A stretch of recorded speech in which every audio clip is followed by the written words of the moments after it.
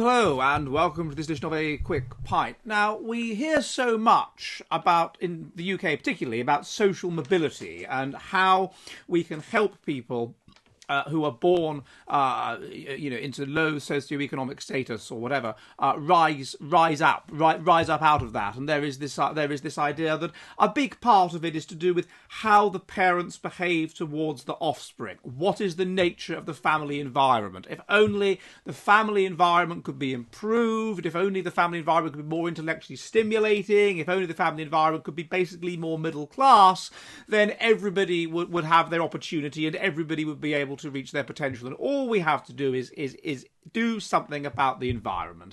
And the research on genetics unfortunately indicates that that's not really the case, that overwhelmingly it is genetics that predicts how intelligent you are going to be and therefore what kind of socioeconomic status you're going to achieve.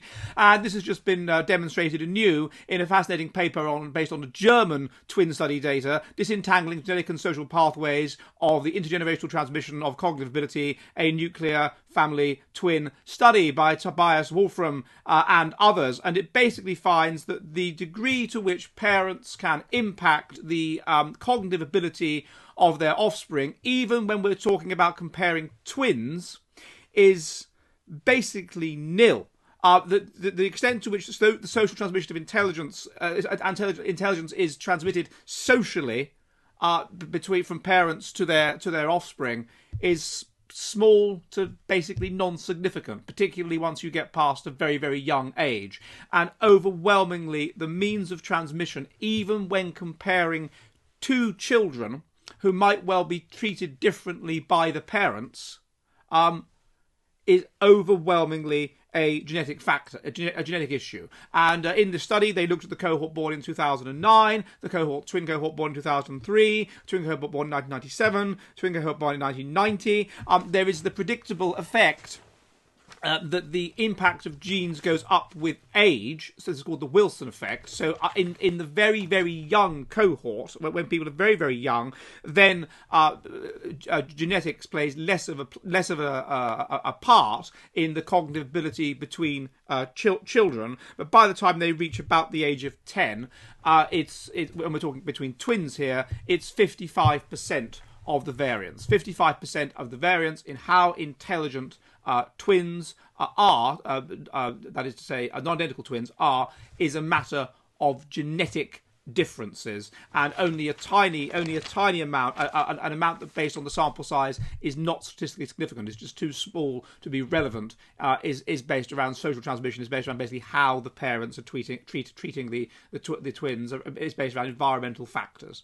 And this is four cohorts, as I said, in Germany, aged between 5 and 25. And interestingly, what they found, because other researchers found that the genetic component rises with age, rises once you reach adulthood, and rises once that happens, of course, then you go from a situation where the parents are creating the child's environment, and therefore it reflects the parents' intelligence, to the children creating it, and therefore it reflects their own innate intelligence, and so the genetic component starts to go up.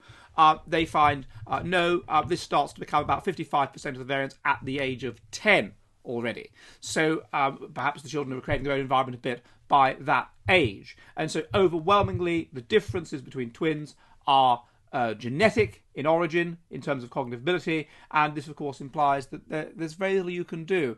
How intelligent children are going to be is innate. It's basically all in the genes. Are you ready for the future of the West?